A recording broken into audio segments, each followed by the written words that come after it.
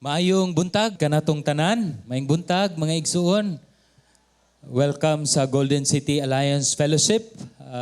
Niining mabugnaw nga kabuntagon ang atoang kalipay o ang atoang paghangyo usab sa Ginoo nga muuban gyud siya kanato sa atoang pagsimba kaniya sa atong mga pag-awit ug bisan pa sa pagpaminaw sa iyahang pulong karong kabuntagon. Atong iduko atong mga ulo, mga igsuon, padayon kita sa pag-ampo, padduol sa atoang amahan. Among Dios, amahan, salamat o Dios kay ikaw nagtawag kanamo diha sa imuhang bugtong anak nga si Ginoong Hesus, pinaagi sa balaang espiritu. Ug kini Ginoo mi resulta nga kami nagkahiusa diha sa pagsimba kanimo, nagkahiusa ang amo ang kasing-kasing isip iglesia o Dios aron sa pagpasalamat ug sa pagdayig sa imong pangalan. O Dios, imuha gayong gitultulan ang amuang mga tiil aron o Dios makatapok karong taknaa ug karong adlaw o Dios kauban sa ubang namong mga igsuon sa lain-lain pa nga mga services unya. Aron o Dios amo ang mapadayag ang imuhang dakong kahimuan, kahibulungan nga mga buhat sa among tagsa-tagsa o Dios ka kinabuhi.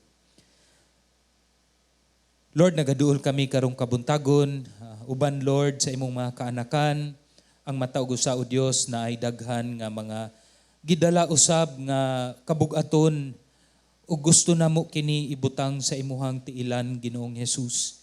Kay ikaw man nag-ingon sa imuhang pulong nga og amo ang dad-on diha kanimo ang tanan namong kabug-aton ug kaluyahon, ikaw maghatag kanamo og kapahulayan ug kalinaw. Maunang niduol kami kanimo karong kabuntagon o Dios, kay kahibalumi nga ikaw gayud ang amuang kagawasan ug ikaw o Dios ang magahatag kanamo og kalipay. Lord, nagaampo ko sa akong makaigsunan nga adunay kaluyahon sa kalawasan karong panahona, ikaw magahikap kanila bisan pa Ginoo sa among mga kaigsuunan nga naa sa ilang panimalay karon nga nagbati pod o Dios og kaluyahon.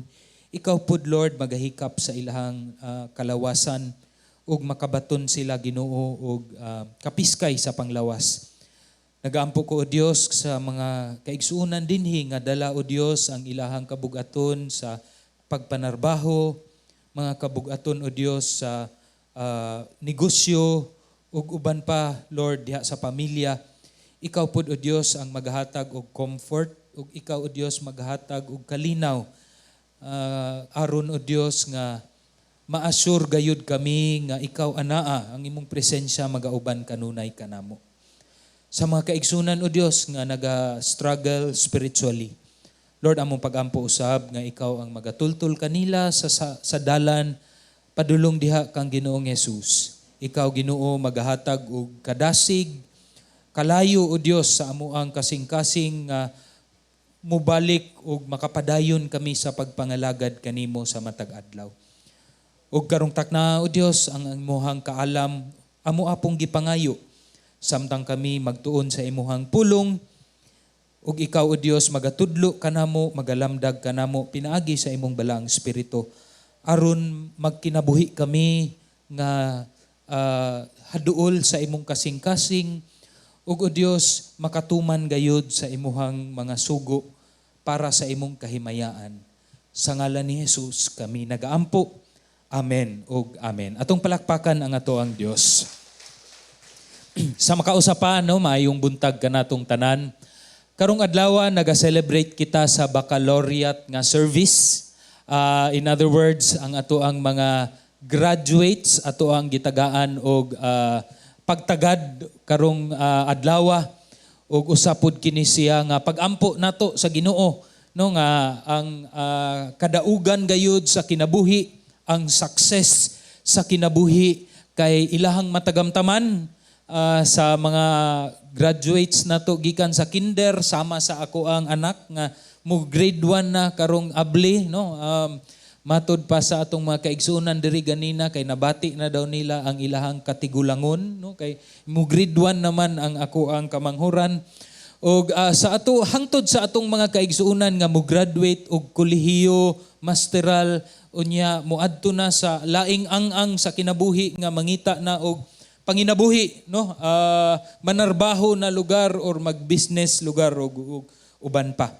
Mao man gyud ang ato ang desire labi na sa mga amahan ug inahan nga naa dinhi kauban sa pamilya ug mga higala nga ang atong minahal sa kinabuhi mahimo gayong successful ug madaugon sa kinabuhi, dili ba?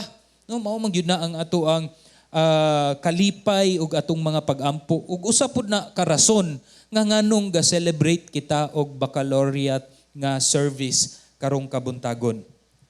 Katong miaging semana samtang kami ni adto sa Manila, usa sa mga tawo nga gidala sa Ginoo aron amo ang ma-meet, no, amo ang maistorya ug among maampuan kay usa sa mga young people kauban namo didto sa Kabasalan nga na-assign na karon sa Manila, and usa siya sa staff sa usa ka senator. So he is involved in the political realm. In fact, dako siya og gahom lugar sa politikanhon nga realm kay ang mga politicians, local government nga politicians, including mayors and even some congressmen, before sila makaadto sa kini nga senador, siya usa ang tawagan aron mo propose og mga projects. Kung sa gobyerno gani, mo istorya gani kag proyekto, dako pod kaayong mga kahibulungang butang ang mga gahitabo ni ana, no? Kabalog yun ta ni ana. So sa amo ang paghisgot-hisgot sa pipila ka mga oras, maog yun na ang usa niya kag gisulti o giser. Nga grabe ang temptasyon, bisan man ang uban nga mga tao nagalantaw kaniya nga successful na sa kinabuhi, madaugon sa kinabuhi, pero ang klase-klase sa temptasyon didto sa iyang trabahuan, usahay murag dili gyud niya madruwing lugar. Usa sa iyang gipasalamatan gayud kay ang mga Christian values nga iyahang nakatunan samtang nagtubo siya sa simbahan ug ang iyahang pamilya nga a Christian family usab, kadtog yung mga values of integrity, the values of living an obedient and faithful nga kinabuhi diha sa Ginoo, and running away from temptation naagyud sa iyang kasing-kasing. But then he had to admit nga ang kakusog sa temptasyon sa klase sa trabaho nga naa siya, grabe gyud nga bagyo lugar, no? Bagyo of temptations that had happened. So, ang amuag yung mabuhat kay number 1 is to share God's word to him, nga padayon nga mahimong strong in the Lord, strong in your integrity, sa imong integridad, and at the same time ang mga pag-ampo gyud kay dapat naagyud kanunay inubanan gayud sa mga pag-ampo ang amuang gihatag kaniya. I think many of us have asked this question siguro once in our life or many times in our lives, no? Questions such as, sa kalibutan nga very competitive, nga daghan kaayo og competition, paunsa man ta nga pabilin nga anaa diha sa pagpaubos? How can we live a humble life when we are in a situation that are very competitive at work, at school, and even in the business? So we ask also the question nga, paunsa man ko nga mahimong first, mahimong mauna, mahimong adunay mga accolades in life, yet remain humble, remain truthful, glorifying the Lord. Paunsa man ko magkinabuhi nga balaan nga didto sa akong trabahuan, sa ako ang negosyo, kaatubang man ako kanunay, mga klase-klase nga tao, nga klase-klase pod ang mga giagian og mga sala sa kinabuhi. So in other words, the question of, is faith ang pagtuo ba, babag ba na siya sa success dinhi sa kalibutan? Have you ever asked that question? Ang ako abang pagkakristohanon, is it an obstacle for me to succeed in this world? Now we will be looking at this very question karong kabuntagon, and we will look into this beautiful story sa Daniel, sa libro ni Daniel, ug atong gitituluhan ang atong pagaistoryahan or mga pagwali karong kabuntagon nga matahom nga espiritu. Matahom nga espiritu. We will look specifically sa Daniel chapter 6 verse 3. Pero mutanaw ta sa klase-klase sa kinabuhi ni Daniel aron makutluan nato or makatunan nato ang tubag sa Dios sa atoang mga pangutana. Tuguti ko nga mubasa kung naa ka mo'y Biblia, ablihi sa Daniel chapter 6, akong basahon ang kapitulo 1 hantod sa kapitulo 3. Maminaw kamo kanako samtang ako kining basahon. Daniel chapter 6, naa kita sa versikulo 1 hantod sa 3. Nahimutan ni Dario ang pagbutang ibabaw sa gingharian, usa ka gatos ug kaluhaan ka mga prinsipe, nga maoy magapangulo sa tibuok gingharian. Ug ibabaw kanila, tutulo ka mga presidente. Si Daniel mao ang usa kanila. Nga kining mga prinsipe magatabang taho kanila nga tutulo, ug nga ang hari mawalay kabilinggan. Unya kini si Daniel maoy gipalabi nga labaw sa mga presidente ug sa mga prinsipe, kay ang labing maayong espiritu or matahom nga espiritu diha man kaniya. Ug ang hari naghuna-una sa pagpalingkod kaniya ibabaw sa tibuok gingharian. Ang Dios magapanalangin sa iyahang mga pulong. Many of us have heard of the story ni Daniel. So sa kadtong mga kaigsuonan nga dili kayo kaila ni Daniel, pwede ninyo pangutanon ang inyuhang mga anak nga naa sa Kid Central, sila na'y musulti kaninyo kung unsa ang storya ni Daniel.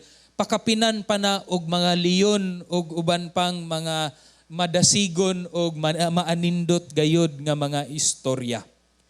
Daniel, during this time, wala na sila didto sa gingharian sa Israel, kay gisaag man sila sa Ginoo o gidala sila didto sa lugar sa Babylon, kay tungod lagi nakalimot naman ang Israel og tuman sa sugo sa Ginoo nga sila gipanalanginan aron sila mahimong panalangin.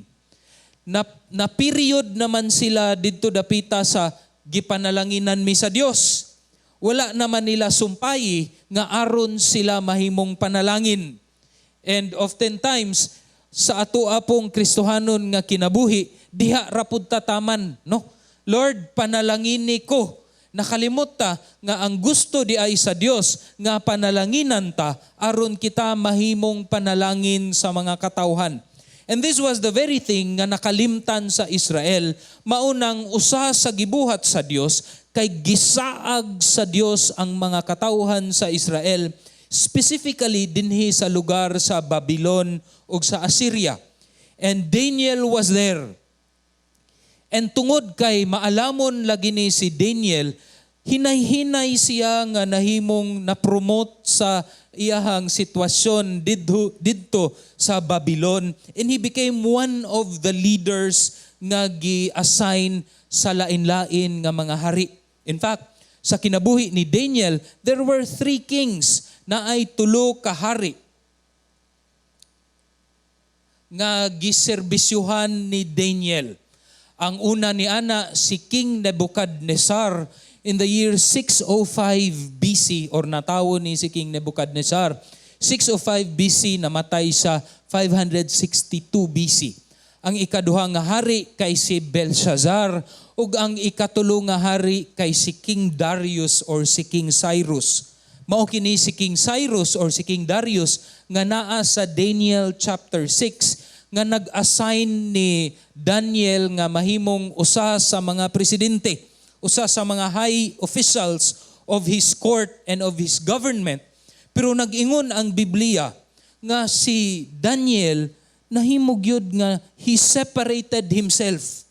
Nahimog yun siyang lahi sa uban nga mga opisyales ug ang gisulti sa Biblia kay tungod aduna siya'y matahom nga espiritu.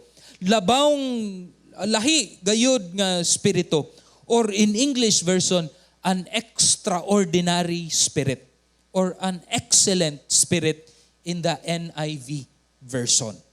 Unsa may pasabot niini kung muingon ka nga ang usa ka tawo adunay matahom, extraordinary or excellent spirit. In fact, si Daniel gipakita kini niya ang matahom niya nga espiritu on these different kings nga ato ang pagahisgutan karong kabuntagon. Una, atong lantawon sa panahon ni Haring Nebuchadnezzar, ang daghan man kaayo og nahitabo. But let me just look at kining sa picture nga naa sa kinailadman. Kay usa ka adlaw ni ana, si Haring Nebuchadnezzar aduna siya'y damgo.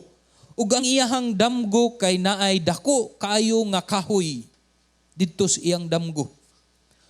Unya didto sa iyahang dako kay nga kahoy, ang mga langgam nagpuyo na nga malipayon, thriving didto sa iyang mga branches, sa iyang mga sanga, ug didto sa ilalom sa iyang mga kahoy daghan kaayo og mga nagpasilong nga klase-klase nga mga hayop gikan sa forest.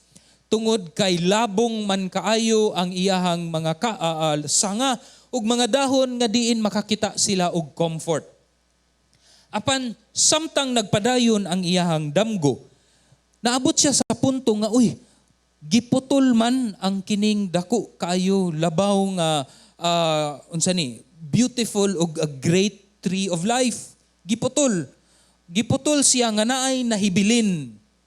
Unya tungod didto daghan og nagkakos og mga corruption all around, ilabi na sa mga hayop ug mga langgam nga gapuyo didto sa iyang kahoy. So in other words, dako kayo ang murag kalibog ni Haring Nebuchadnezzar kung unsa mangyoy pasabot ni adtong iyahang damgo. As a result, gitawag niya ang klase-klaseng mga maalamon nga mga tawo ug mga mananagna sa iyang gingharian. Pero bisag unsaon nila og lantaw sa damgo ni Haring Nebuchadnezzar, dili gyud nila matag-an kung unsa ang interpretasyon sa damgo ni Haring Nebuchadnezzar. There was a vision of a great tree nga no one can interpret. Pero matud pa sa Daniel, no? Unsa man siya 4 bersikulo 8. Apan sa katapusan, si Daniel mianhi sa akong atubangan. Nag-ingon si Haring Nebuchadnezzar nga ang ngalan niya kay si Beltsasar, no? Usa ni sa ngalan nga gihatag kang Daniel. Sumala sa ngalan sa akong Dios, sa Dios lugar ni Haring Nebuchadnezzar. Ug kaniya anaa ang espiritu sa mga balaang Dios. Now we must understand nga perspektibo kini ni Haring Nebuchadnezzar nga niining panahona wala pagyud siya nakaila sa the most high God, that is Yahweh, ang Dios ni Daniel. Pero sa pagkakita niya kay Daniel, makaingon gyud siya nga lahi gyud ning tawhana.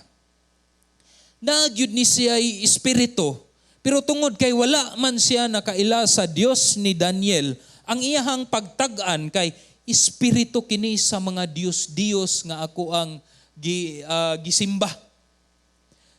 This tells us of a different spirit or a different kind of person nga kung ikumpara nimo si Daniel sa mga katawhan, sa lain-lain nga mga mananagna o mga magician, lahi ragyud ning tawhana. Kay naa siya'y espiritu, matahom nga espiritu, nga wa gyud kabalo, pero basin ang Dios ni nako, maoy naa kaniya. Ug tinuod man niabot si Daniel ug inyuhang basahon, grabe gyud ang pagtag-an ni Daniel, pagdayig ni Daniel kung unsa ka maayo si Haring Nebuchadnezzar. Pero instead of pointing to the gods of Nebuchadnezzar, Daniel pointed this king to the God Most High in verse 24 and 25. Nga dili man ang Dios maoy naghatag og damgo nimo, Haring Nebuchadnezzar, kundili ang Dios nga pinakatasaan sa tanang mga Dios nga makagagahom, si Yahweh maoy naghatag kanimo og kini nga mga panlantawon, ug siya dapat ang imuhang lantawon, dili kaning mga Dios. Unya, gibadlong ni Daniel dayon, pagkahuman og pagdayeg, pagkahuman og pag-introduce kang Yahweh, gibadlong ni Daniel with all courage, yet with humility as well, kini nga hari niingon siya. Therefore, O King, in verse 27, naaman siguro ni diri, tungod niini, O hari, dawata ang akong tambag, ug putla ang imong mga sala, pinaagi sa pagkamatarong, ug lugtasa ang imong mga pagkadautan, pinaagi sa pagpakita ug kaluoy sa mga kabus, kung ugaling palungtaron mo ang imong kalinaw. Now, we see nga ang katong kahoy was really si Nebuchadnezzar ug ang iyang gingharian, nga diin pagaputlon sa Dios tungod sa iyang pagkamakasasala ug tungod sa pagkadautan usab sa iyang kasing-kasing. Niingon si Daniel nga dili kini tunglo sa kinsamang mga tawo, dili kini lihok sa kinsamang mga gingharian, kundili lihok kini sa Dios nga makagagahom. And with all courage, Daniel said, paghinulsol, hari. The most powerful kingdom during that time, and in front of the most powerful king during that time, arguably, kay naa pa may Egypt, naa pa may lain-laing mga powers, but Daniel gave out this courageous rebuke. Ambot og inyuhan ng mahitsura. Badlungon ninyo ang gingharian, ang hari sa usa ka gingharian. Bisan manggaling siguro si barangay kapitan, ambot og kaya ba ninyong badlungon diha atubangan sa mga katawhan? Maayo na lang kay okay kaayo mo nga badlungon si Pastor Joe. Salamat kung usahay mabadlungan mi ninyo. Pero to do this kind of rebuke to certain people with high offices is something nga murag magkurog ang ato ang tuhod siguro tungod niini. But Daniel spoke with courage and of course with humility and faith in the Most High God, kay maumay iyahang katuyuan, kabaluman siya, nga nasaag siya, naabot siya sa Babylon, kay naa siya ay katuyuan, aron panalanginan ang mga hentil, bisan including kining hari nga si Nebuchadnezzar. And it is not through the efforts ni Daniel, ug nakita kini ni King Darius, but it is the Spirit that is working within Daniel.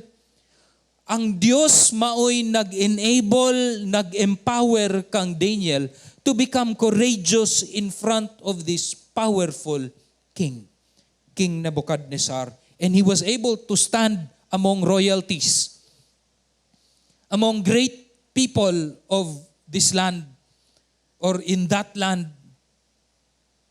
Now when we see mga igsuon, kung kabalo kita nga gipanalanginan kita sa Dios aron mahimong panalangin, the Lord will also empower us. Usa kana sa panalangin sa Dios nga kung kita magkinabuhi sunod sa iyahang katuyuan, aron sa pagdayig sa Dios, the God Most High, kauban pod ni ana ang pag-empower kanato nga bisan sa unsang sitwasyon kahibalo kita nga mahimong courageous and humble and faithful at the same time.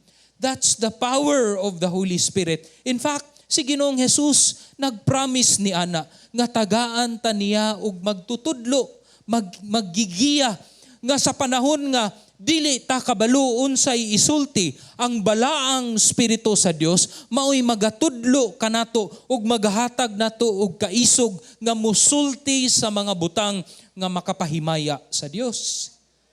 Ug mao kini ang gibuhat ni Daniel.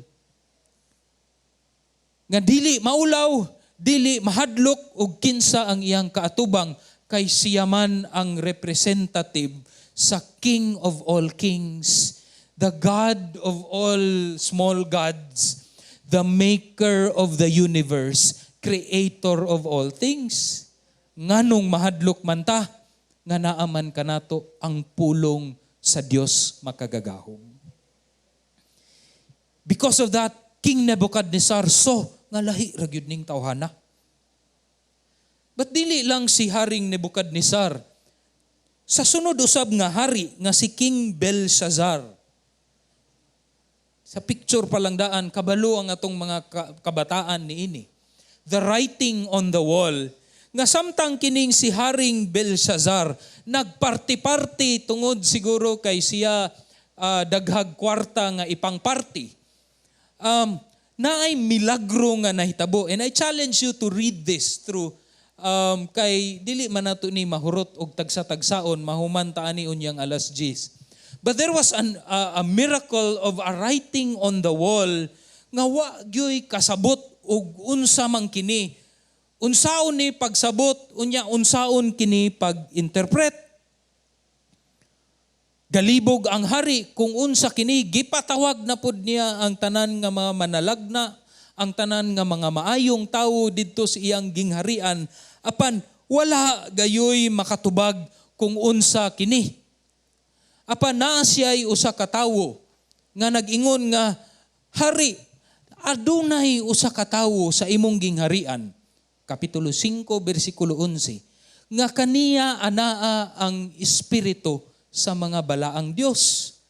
Wa gyapon ni siya kaila sa Dios nga makagagahom, the God Most High. Maunang iyang gipasanginlan ang mga Dios nga mga gagmay nga maoy nag-empower ug naghatag gahom aning tawhana nga ginganlan nga si Daniel. Kini siya buhi pa sa adlaw sa imong amahan nga si Nebuchadnezzar. Lahi gyud ni siya nga tawo kay anaa kaniya ang matahom nga espiritu. Pero sa ilaha, espiritu sa mga Dios-Dios. Ingon si Haring Nebuchadnezzar, si Belshazzar, tawaga kining tawhana nga si Daniel. Kay kung iyaha ganing matag-an ang ako ang kining gisulat dinhi sa bungbong, kay ako siyang tagaan og hilabihan gayud nga mga salapi ug mga pananina ug tagaan nako siyag maayo kaayo nga kinabuhi. Kay dato man kining hari nga si Belshazzar. Abot si Daniel. Of course, una, iyaha pang giingnan kung unsa ka gamhanan ug unsa ka dako ang gingharian ni Haring Belshazzar. Pero nitubag si Daniel dinhi sa dusi. Dili. Okay. Ingon si Daniel nga, hari, imuha na ng imong mga kwarta. Keep your gifts for yourself, in verse 17, or ihatag ang imuhang mga salapi or imong mga rewards to someone else. Pero, ako gihapong basahon kining gisulat sa bungbong para sa imuha og ako kining i-interpret, hari. Imo na ng kwarta nimo, ihatag na sa mga kabos, ako ang basahon gihapon, ako ang i-interpret. Ingon dayon si Daniel, verse 18, O King the Most High, God granted sovereignty, grandeur, glory, and majesty to your father Nebuchadnezzar. Pero, So mao na ni si Daniel, labaw kaayong espiritu og kahibalo og salabutan nga naa kang Daniel. Ang matahom nga espiritu iyang giingnan si Haring Belshazzar, maayo kayo ka nga hari, apan ikaw pareho gihapon sa imong amahan, makasasala gihapon og didto gibadlong ni Daniel ang hari. Pinaagi sa interpretation of those 3 words or 4 words nga naa sa bungbong. Ug maingon niya nga tinuod gayud kining mga gisulat dinhi, nagtunglo kanimo Haring Belshazzar, dili magdugay ang imong kinabuhi, gisulayan ka sa Dios, gitimbang ka, apan wala ka nakapasar sa imong pagtimbang, unya ikaw tungluhon gayud sa Dios. Pagkahuman sa interpretation, bisan og gitunglo sa ni Daniel si Haring Belshazzar, matingala ka nga gitagaan gihapon ni Haring Belshazzar og mga reward si Daniel. Unya og padayon ka magbasa, makita nimo inig kagabi ni adto namatay kining haria nga si Haring Belshazzar. Now we see here, of course, naa ang courage to rebuke, but we see again another aspect of this matahom nga spirito ni Daniel, nga he was not motivated with money. Ang iyahang pagbuhat sa buluhaton sa Dios was not motivated by power. Kay that's one of the promise ni Belshazzar, nga tagaan kanako og posisyon sa akong gingharian, tagaan kanako og kwarta, but it was not motivated by power nor wealth, but by the desire to exalt the Most High God. Kay in all this conversation with King Belshazzar, the Most High God was always there. Again, mga hari, dili ang mga Diyos mo'y naghatag nako og kining kahibalo, og salabutan, og paghubad sa mga damgo. Kung dili ang Dios nga labaw sa tanan, the Lord Most High, ang makagagahom nga Dios, mao'y naghatag nako aning gahom sa pag-interpretar. In verse 18, the Most High God has granted all these things to me and to you. We see this, brothers and sisters, nga diha gyud di ay sa atong motivation nga masukod ang klase pod sa spirito nga naa kanato. Oftentimes, isip mga praktikal nga mga tawo, resulta may atong gihuna-huna, di ba? Naatay anak karon nga mo graduate og college. Miingon siya, ma, pa, akong graduate og high school. Akong kuhaon nga kurso pa kay fine arts. Unsay tubag kasagaran? Fine arts. Mag-unsa man ka igkahuman nimo, ana. Makakita bakag trabaho ni ana. Di ba? Naay mga kurso nga akong naibalaan nga didto sa gawas, like the course anthropology o uban pa nga mga ology. Unya niingon gyud ko nga wa man gyud ko'y kaila nga nikuha og ingon ani nga mga kurso dinhis Pilipinas. Kay ngano man praktikal man ta.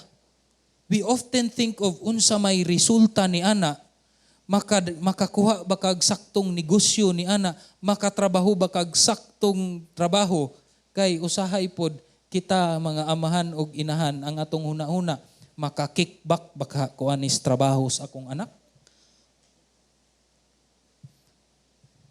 But with the Lord, when it comes to His work, His ministry, it's the motivation. Unsa may motivation nimo nga nganong imuhaning buhaton? Unsa may imuhang motivation nga ga-serve ka sa ushering ministry? Unsa may naas imong kasing-kasing nga ga-serve ka sa kids ministry? Kay og imong lantawon, wa man kay madawdaw anang mga buluhaton? Praktikalay lang nga istorya, wa gyud kay madawdaw ani nga mga ministry. But when the Lord looks at your heart and sees obedience, faithfulness, faith in the Lord, pagtuo sa iyahang mga sugo, ang Dios na may mulihok sa resulta. And that is what Bill Bright had often said when it comes to sharing of the gospel. Usahay ma-burden kayo tano, mag-share ta og gospel, we often think nga mausog gid ni iyang kinabuhi. Gauna atong huna-huna ba? Nga pagkahuman natog share sa pulong sa Ginoo kaniya, wa man siya nausab. Mao na ma-burden tag-apil ka, grabe. Wala magyud siya nausab, oy basig na ay kulang kanako. Basig kulang ang akong pagsyagit nga dawata ang Ginoo. You often think nga kulangan ko. But it's not really that. Bill Bright said, you share the gospel in the power of the Holy Spirit and you leave the results to God. Humana imong trabaho. Ga-share ka sa gospel, humana. And with that, put your faith and belief in the Lord that the Lord God will work through the life of that person. Siya na'y mo usub sa kasing-kasing, dili kita. Manang usahay ma-frustrate ka ita galantaw tas atong bana nga nanong kano sa magyud ni di man gyud mausub tawahan na naniguwang na lang maura gihapon. Lord, kapila naman ko ga-share sa gospel ani niya bisag unsa na lang nga paagi. Oftentimes we burden ourselves as if we have the power to transform lives. Wala tay gahom ni ana mga igsoon. Gahom ka na sa balang spirito. All we need to do is obey. Lord, ako ning isulti. Mamadlong ko Ginoo, isulti na ko ang imuhang kamatuuran. Ikaw na ang muusob sa iyang kasing-kasing. And this is what motivated Daniel. And this is what gave him usa ka matahom nga spirito. A wonderful spirit nga naa kang Daniel. And it resulted into kabubuton sa Ginoo na hitabo. Dili man siya happy ending lugar para kang King Belshazzar nga namatay, pero kabubuton man tos Ginoo ug niresulta kana sa pagsunod ni Daniel sa Dios. Ikatulo nga aspeto sa kinabuhi ni Daniel sa panahon kini ni King Darius, mao kini ang atoang gibasa ganina. King Darius wrote to all peoples, no? Mao na ni siya. Kung unsa ang gibuhat ni Daniel. Kini si Daniel nga maoy gipalabi nga labaw sa mga presidente ug sa mga prinsipe kay ang labing maayong spirito, ang matahom nga spirito naa diha kaniya ug ang hari naghuna-una sa pagpalingkod kaniya ibabaw sa tibuok nga gingharian. Again, we see this that Daniel separated himself. Lahi gyud siya sa ubang mga tao because ang matahom nga espiritu naa kaniya nakita kana ni Haring Darius sa iyang kinabuhi. Ug tungod niini, we see this na dayon nga daghan na dayog na silos sa kinabuhi ni Daniel because the favor of the king was upon him. So making the long story short, kining mga tawhana nga nasilos kang Daniel, nag-ingon kang Haring Darius nga magbuhatag balaod nga kung kinsa katong moampo sa mga salain nga mga Dios nga dili moampo nimo King Darius mao ilabay nato didto sa langob sa leon. Upon in all of these things padayon si Daniel sa Daniel 6 chapter 10 ug sa pagkahibalo ni Daniel sa kining gibuhat aning mga tawhana, nahadlok ba siya? Nidagan ba siya? Wala. Siya miluhod sa makatulo sa usa ka adlaw 3 times a day ug nagampo ug nagpasalamat atubangan sa iyang Dios, ingon sa iyang gihimo kaniadto, ingon sa iyang naandan, mao kini ang gibuhat ni Daniel. Ug nakit-an siya sa mga katawhan, gisumbong siya sa hari, gidakop si Daniel, walay nabuhat ang hari, gibutang siya didto sa langob sa leon. Apan ang gahom sa Dios na anaa kaniya, gitakom sa Dios ang mga baba sa leon, aron dili siya maunsa ni kanang mamatay or kaunon sa leon. Ug nahitabo nga ning lahutay si Daniel, gikuha si Daniel inig kabuntag sa hari, unya imbes si Daniel maoy mahimong alaot, ang kadto na noong mga opisyalis maoy nahimong alaot atubangan sa hari. And we see again this wonderful truth nga bisan luyo sa persecution, ang gahom o protection sa Dios nga naa kang Daniel, nga nahimo siyang steadfast, padayon sa iyang pagtuo, padayon sa iyang pagsalig, ni resulta kini nga si Haring Darius nagsulat sa tibuok mga katauhan sa iyang gingharian, nga nag-ingon nga ang Dios ni Daniel, the God Most High, is the true God. Musimba kamo kaniya, kay siya man ang tinuod nga Dios. Even in a godless and corrupt nga society, oppressive nga society, Daniel remained faithful. To many of us here who are working in the government, kabalo ko nga grabe pod ang inyuhang pang-adlaw-adlaw nga pagsulay. Daghan og mga kahibulungang butang na nga gakahitabo diha. Tingala lang ta nga kabalo man ta nga daghag mga kurakot pero murag wa gyoy madakpan ba ngano gyud na. Di gyud na nako mahulagway. But even in that, God's calling for you and me is to continue to be faithful. Ug samtang kita magpadayon og faithful sa Ginoo, the Lord will give us usa ka matahom nga espiritu. The Lord will vindicate us. Klaro man na siya. Vengeance is mine, God says. Kung ikaw lutuson sa imuhang trabaho tungod kay ikaw nahimong matinud-anon sa Dios, ang panalangin, proteksyon sa Dios naa kanimo, ang vindication sa Dios maana usab kanimo. And this will separate you from others. Usa ka matahom, extraordinary and excellent spirit that will come upon you, and it will result once again to the glory nga naa atong mahatag diha sa Dios tungod sa iyang kaluoy. He continued to pray.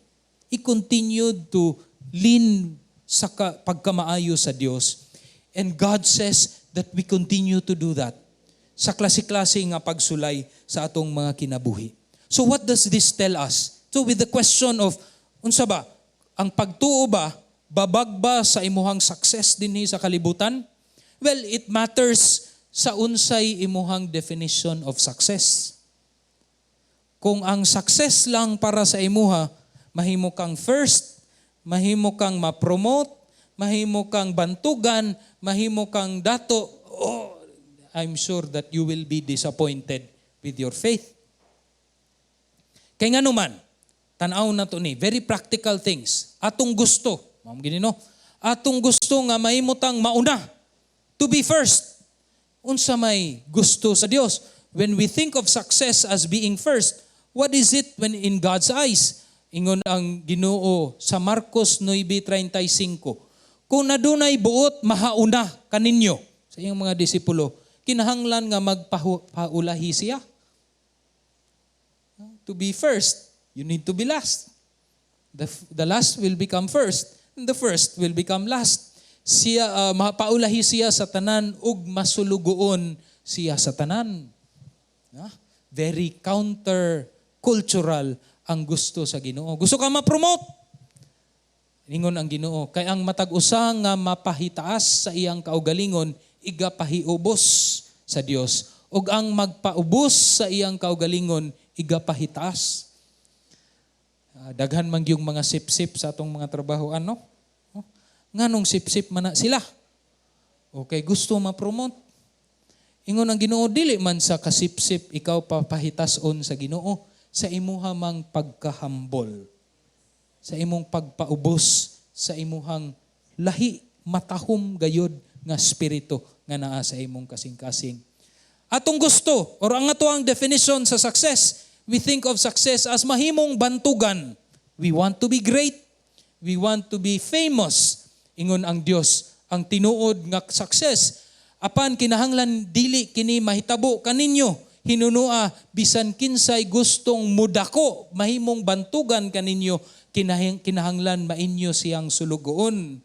The ones who are to be great in God's kingdom are to be servants of all, just like the Lord Jesus Christ. And this obedience to this word will make us separate, mahimutang lahi from other people. When we think of kanang success, nga mahimong adunahan, mao man yun ni successful, no? Usahay, di na ta mo tanaw, unsa may imong gibuhat sa imong trabahoan, Brad. Di na nato natanawon. Atong tanaw na successful gyud ni siya, kay gwapo kay sakyanan, dako kay balay, no?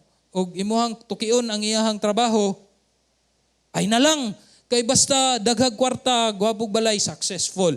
But God says, for us to experience this, apan maoy unahan ninyo ang pagpangita sa kwarta. Dili. Ang gingharian ug ang pagkamatarong gikan sa Dios ug kining tanang mga butanga igadugang ra kaninyo. Nganong lahi si Daniel sa ubang mga katawhan didto sa Babylon? Because he was looking for things that are different from what they are looking for. Maunang mahimo kitang adunay matahom nga spirito, an excellent spirit, kay ang ato ang ginagukod, dili man pareho sa ginagukod sa kalibutan. Huna-una abagod, tanawa imuhang negosyo ug imong trabaho. Kinsa bagyod ug unsa bagyoy imong ginagukod ni ana. Kay og pagkabantog, ma-promote, mahimong first, ug kwartay atong ginagukod, unsa may kalahian nimos imuhang kauban. Na you will not be seen as somebody different kung maumaoray inyong ginagukod, atong ginagukod. But again, ang nakagwapo sa atong pagtuo mga igsuon, kay kung motivated ta to please the Lord, ang Ginoo na may mo-empower nato niining butanga. Kay di man ni nato kaya kung kita-kita lang. Kay daghan biya tag panginahanglanon sa panimalay. Lord, kinahanglan biya gyud gihapon mig kwarta. Kinahanglan gyud biya gihapon mig kabtangan. But the empowerment of the Lord will be upon us kung ang ato ang motivation is for people to see kung kinsay atong gialagaran, the God Most High, the Lord Most High. The result, ikaw na'y bahala, Lord. We wanna please you, Lord. Di na mo ni kaya, but it's the grace of God through the Holy Spirit that will empower us. Again, think of this, my friends. Gamhan sa balaang spirito ang mga Kristohanong naghandom nga pasidunggan ang Dios at ubangan sa mga katawhan. Imo ba nang gihandom? Naghandom ba ka nga mapasidunggan ang Dios sa imong trabaho, sa imong pag-eskwela, sa imuhang negosyo? Graduates, kay kinsa maning imuhang pag-graduate karon, nganong ningkamot man ka nga mahimong successful? This could be a question that you need to reflect. Kay kung resulta na niini or ang motivasyon niini mao ang pagpasidungog sa Dios, then I tell you, you will have an extraordinary spirit just like Daniel, and it will result to a God kind of success that will come into your life. And that's what we are really praying for in your life. Atong iduko atong mga ulo ug mag-ampo ta mga igsoon. Ginoong Dios, tagai kami og kasing-kasing nga mo ang desire, Ginoo, mao ang pasidunggan ka sa tanang takna sa among kinabuhi.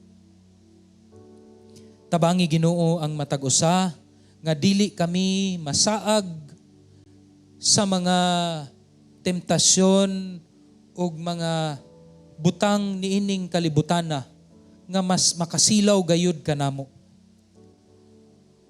Tagay kami, O Dios, og kasing-kasing nga motivated sa pagpaila sa mga katawhan kung kinsa ang Dios nga makagagahom. Tabangi pod mi, Ginoo, nga ihatag ang resulta. Diha kanimo lamang, dili kami mabalaka, dili kami mahadlok. Kay kabalumi naaman kanimo, O Dios, ang amuang gahom, naaman kanimo ang among kagawasan, naaman kanimo ang tinuod nga success nga among mabatunan ni ining kalibutan. Salamat kayo o Dios sa imong paghigugma. Salamat sa imong pagtudlo kanamo sa ngalan ni Jesus kami nagaampo. Amen ug amen.